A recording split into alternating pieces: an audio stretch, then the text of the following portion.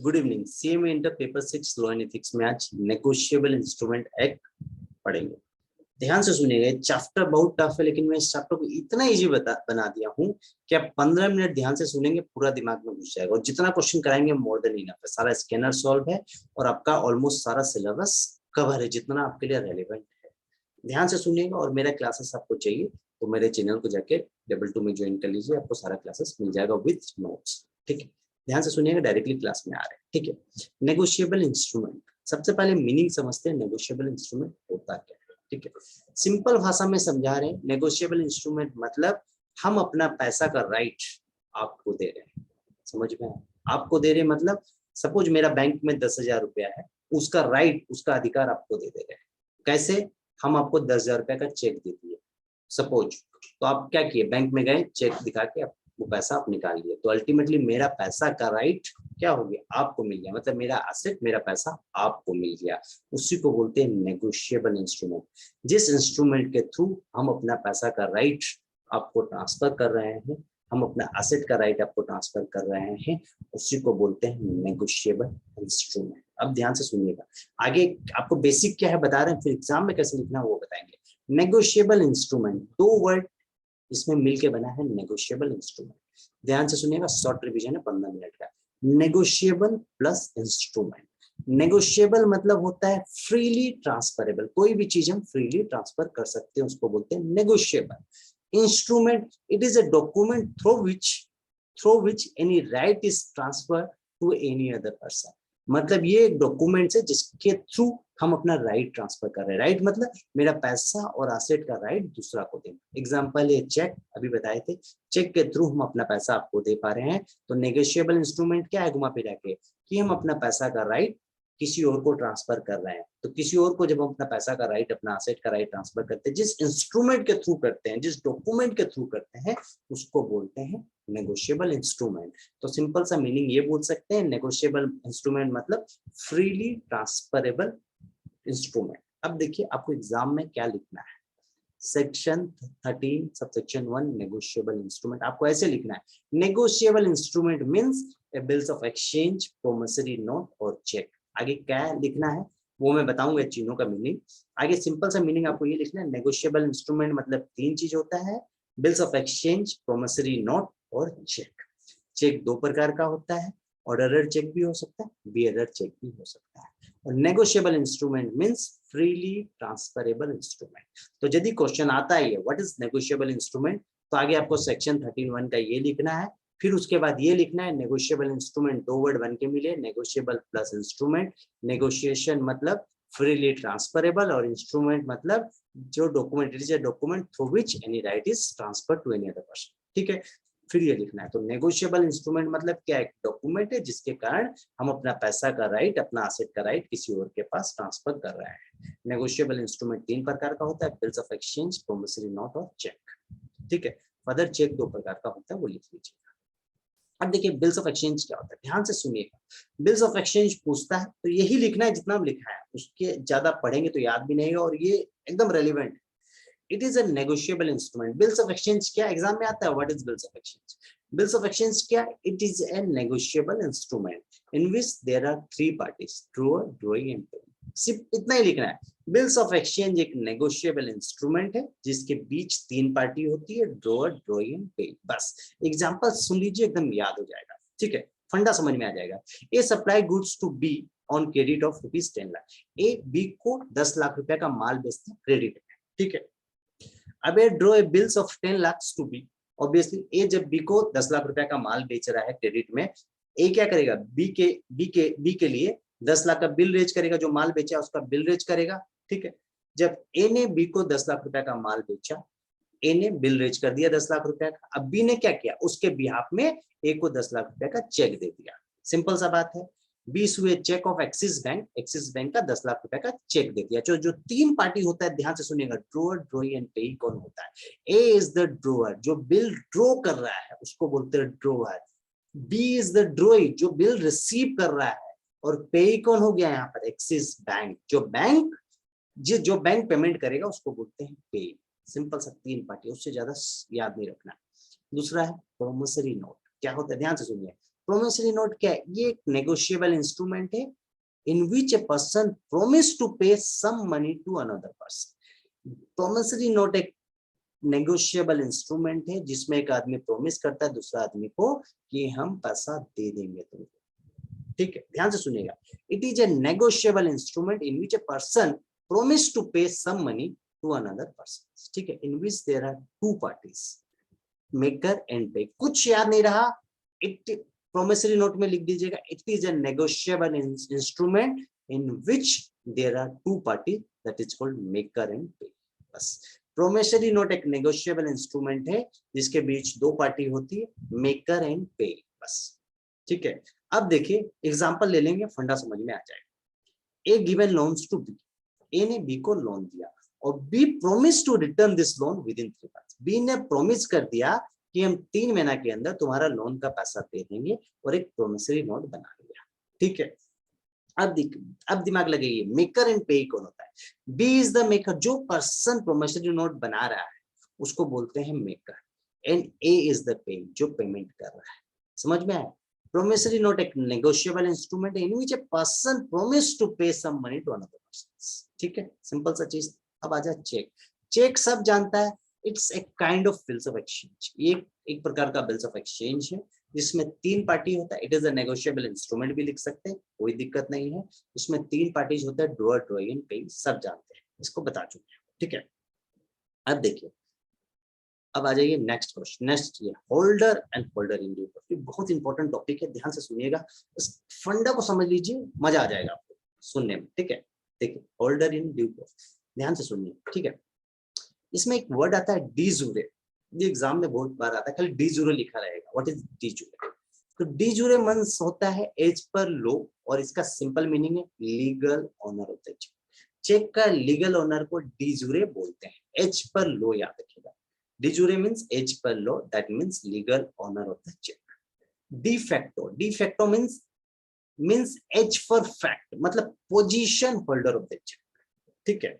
चीज को समझिए, position holder of cheque, person who hold और ऑब्टेन द चेक, जिसके पास चेक है, ठीक है?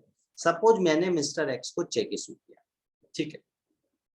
लेकिन मैंने मिस्टर एक्स को नाम लिख के नहीं दिया चेक, और चेक कहीं खो गया। मिस्टर एक्स को दिया था और चेक मिस्टर एक्स ने कहीं खो दिया, ठीक है? वो मिला मिस्टर एबीसी को मिला, तो क्या होता है? वो माने क्या, देखिए position holder of the cheque क्या है? जिसको चेक गिरा हुआ मिला। अब आगे एग्जांपल देंगे तो समझ में आएगा। सिर्फ यहाँ मतलब समझिए, de jure means legal owner of the cheque, de facto means person who obtain the cheque. दो चीज का मीनिंग है। डी जूरे लीगल ओनर को बोलते हैं, डी फैक्टो जिसके पास चेक है, पोजीशन होल्डर को बोलते हैं, बस। होल्डर मींस और होल्डर इन ड्यू कोर्स का मतलब समझिए। होल्डर इन लॉ, ठीक है? Holder in law that means, holder का सिंपल सा मीनिंग होता है legal owner of the instrument, काम खत्म। Holder is known as de jure, de jure को ही होल्डर बोलते हैं, मतलब he hold the title and rights on the check, मतलब legal owner of the cheque को ही होल्डर बोलते हैं, जिसके पास टाइटल एंड राइट है चेक का। Holder in due course, a person who obtain the cheque due to defective title. Defective title मतलब किसी और का गलती से, लेकिन होल्डर इन ड्यू कोर्स को वो चेक मिला है, मतलब होल्डर इन ड्यू कोर्स का कोई गलती नहीं है, कोई और फ्रॉड करके उसको चेक दिया है। सिर्फ इतना याद रखना है, यहाँ पर एग्जांपल कराएंगे समझ में आ जाएगा। A person who obtain the cheque due to defective title. Defective title का मीनिंग आपको इस एग्जांपल से समझ में आएगा, ध्यान से इस एग्जांपल को सुनिए। B supply goods to A, B ने ए को माल बेचा, ऑब्वियसली ए को माल बेचा है तो ए पैसा देगा। A issue a cheque to B of 10 lakh for supply, ठीक है? बी ने ए को 10 लाख रुपए का माल बेचा और ए ने बी को 10 लाख रुपए का चेक दे दिया उस माल के बदले। लेकिन क्या किया? Payable name is missing in the cheque, ठीक है? बी ने ए को माल बेचा 10 लाख रुपए का, ए ने बी को चेक दिया लेकिन उसका नाम लिखना भूल गया, उसको स्पेलिंग प्रॉपर नहीं आ रहा था, तो ब्लैंक चेक उसको दे दिया, ठीक है? बी को ब्लैंक चेक दे दिया। अल्टीमेट जो चेक का हकदार किसका है? लीगल मालिक कौन हो गया चेक का? बी, क्योंकि बी के नाम पे चेक था। तो legal owner of the cheque कौन हो गया? होल्डर को बोलते हैं। तो B is the holder of that cheque, ठीक है? अब क्या हुआ आगे सुनिए। होल्डर समझ में आ गया, जिसका उस पैसे पे हक है उसी को बोलते हैं होल्डर, ठीक है? B is the holder of the, B lost the cheque and C get this cheque. B से गलती से वो चेक कहीं गिर गया, ठीक है, वो चेक मिल गया सी को। अब सी क्या बदमाशी किया देखिए, C is not the legal owner but obtain the cheque. Obtain the cheque, cheque किसके पास है, किसको बोलते हैं, होल्डर इन ड्यू कोर्स, मतलब पोजीशन जिसके पास चेक है। आगे कहानी सुनिए क्या हुआ। Further mister D is the creditor of mister C. D C से पैसा पाता था, तो क्या किया, ठीक है, अब देखिए, further mister D is the creditor of mister C, ठीक है। अब mister C issue this cheque to mister D. अब क्या किया, सी ने क्या बदमाशी किया, सी से डी पैसा पाता था, तो सी ने जान करके वो जो चेक उसको गलती से मिला था, बदमाशी से मिला था, वो डी को दे दिया। डी का कोई गलती नहीं है इसमें, गलती बदमाश कौन है, सी है। अब कोई बदमाशी करता है तो सबसे पहला चीज को समझिए, D can file A suit against all prior party. D के पास अधिकार है, क्योंकि डी ईमानदार है, उसने कोई गलती नहीं की है, सारा पार्टी के अंदर केस कर सकता है। अब देखिए, D is the holder in due course. Holder in due course मतलब क्या, a person obtain the cheque due to defective title, मतलब किसी और का गलती के कारण चेक उसको मिला है। समझ में आया, डिफेक्टिव टाइटल इसका नहीं है, किसी और का है, मतलब सी का गलती है यहाँ पर, डिफेक्टिव कौन है, सी है। समझ में आया, D is the holder in due course.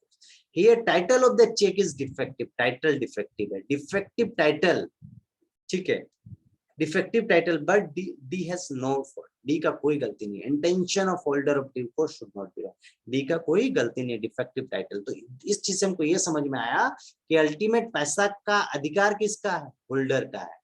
तो B is the holder of that cheque, मतलब लीगल ओनर चेक का कौन, बी। और डिफेक्टिव टाइटल किसके पास गलती से चेक आया, D is the holder in due course. बस इस एग्जांपल को सुन लीजिए, दोनों का फंडा क्लियर है, पढ़ लीजिएगा एग्जांपल, आपको और समझ में आएगा। एक तो क्वेश्चन आता है, ठीक है, अब देखिए ध्यान से सुनिएगा। इंश्योर्ड इंस्ट्रूमेंट, ध्यान से सुनिएगा, इसका मतलब होता है इनकम्प्लीट नेगोशिएबल इंस्ट्रूमेंट। जो नेगोशिएबल इंस्ट्रूमेंट इनकम्प्लीट है, पूरा नहीं है, मतलब सपोज डेट मिसिंग है चेक में, अमाउंट मिसिंग है, नेम मिसिंग है, एक्सेट्रा इन चेक, इसको बोलते हैं incomplete instrument. Insured instrument means incomplete negotiable instrument. बस इतना याद रखना, एग्जांपल लिख दीजिएगा, एग्जाम में काफी है। Circumstances when the banker refuse for payment, किस केस में बैंक जो है पेमेंट के लिए रिफ्यूज कर सकता है, ठीक है, याद रखिएगा। Suppose when the customer is died, जिसका अकाउंट में मर गया, अब हम उसका चेक लेके जाएंगे तो बैंक मना कर देगा पेमेंट के लिए, भाई आदमी जी एग्जिस्ट नहीं कर रहा है। When the customer become insolvent, कोई आदमी इंसॉल्वेंट हो गया, डिक्लेयर कर दिया मेरे पास कुछ पैसा नहीं और बैंक का चेक देगा, उस केस में भी बैंक मना कर देगा। When the customer become unsound mind, यदि कस्टमर अनसाउंड माइंड होगा तब भी उसका चेक मना कर देगा। When court order for refusing, जब कोर्ट मना कर दिया कि पेमेंट मत दो इसका। When the check is lost और when the account is closed। Simple सा 6-7 पॉइंट आप लॉजिकली चीज को लिख सकते हैं, सिंपल सा बात है। कस्टमर मर गया तब उसका अकाउंट से पैसा नहीं निकाल सकते, कस्टमर इंसॉल्वेंट हो गया तब नहीं निकाल सकते, अनसाउंड माइंड हो गया तब नहीं निकाल सकते। 3 केस में उसका अकाउंट से पैसा नहीं निकलेगा, बैंक मना कर देगा। मर जाएगा, डाइड हो जाएगा, इंसॉल्वेंट हो जाएगा, अनसाउंड माइंड हो जाएगा, या कोर्ट मना कर देगा इसका अकाउंट से पैसा मत दो, या when the cheque is lost, जब चेक लॉस्ट हो गया, हम रिपोर्ट लगा दिए मेरा चेक लॉस्ट हो चुका है या मेरा अकाउंट क्लोज हो चुका है, ठीक है। एकदम 2 कंसेप्ट ध्यान से सुनिएगा, इस पर प्रैक्टिकल क्वेश्चन आता है। Minor is not liable for cheque dishonour, यदि किसी का चेक डिजोनर हो जाता है, यदि माइनर इन्वॉल्व है तो माइनर का कभी भी लायबिलिटी नहीं आता है उसमें। ध्यान से सुनिएगा, केस देखिए, mister A issue a cheque to a minor name, mister A ने एक माइनर मिस्टर बी को एक चेक इशू, ठीक है। माइनर क्या किया, माइनर बी जो है given this cheque to mister C, minor ने वो चेक मिस्टर सी को दे दी। ये cheque was dishonour due to insufficient, cheque dishonour हो गया इनसफिशिएंट फंड के कारण, तो है mister C can file a complain only against mister A. C जो है मिस्टर ए के अगेंस्ट कंप्लेन फाइल कर सकता है, यदि चेक डिजोनर होता है तो माइनर के अगेंस्ट कोई कंप्लेन फाइल नहीं कर सकता है, सिंपल सा चीज।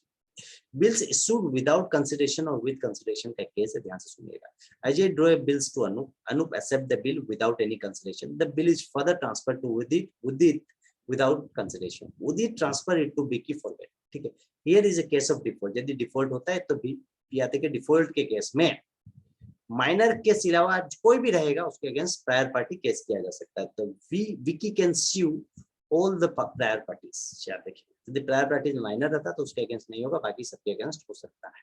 एक तो हुंडी का समझ लीजिए concept, it is a negotiable instrument drawn in local language. Local language मतलब क्या होता है, ध्यान से सुनिएगा। हुंडी एक नेगोशिएबल इंस्ट्रूमेंट है जो लोकल लैंग्वेज में ड्रॉ होता है। एग्जांपल समझिए, here money is transfer into cash. Money क्या होता है, कैश फॉर्म में ट्रांसफर किया जाता है। मतलब क्या होता है, मैं हुंडी, मेरे को लीगल पैसा ट्रांसफर करना है तो मैं पर्ची बना के दे दूंगा कि हाँ इतना रुपया इसको ट्रांसफर कर दो, अपना लीगल भाषा में हिंदी में लिख के दे दूंगा। तो क्या है, तो नेगोशिएबल इंस्ट्रूमेंट है, लोकल लैंग्वेज में होता है और उसमें पैसा कैश फॉर्म में ट्रांसफर होता है और ये इलीगल है यार, ठीक है।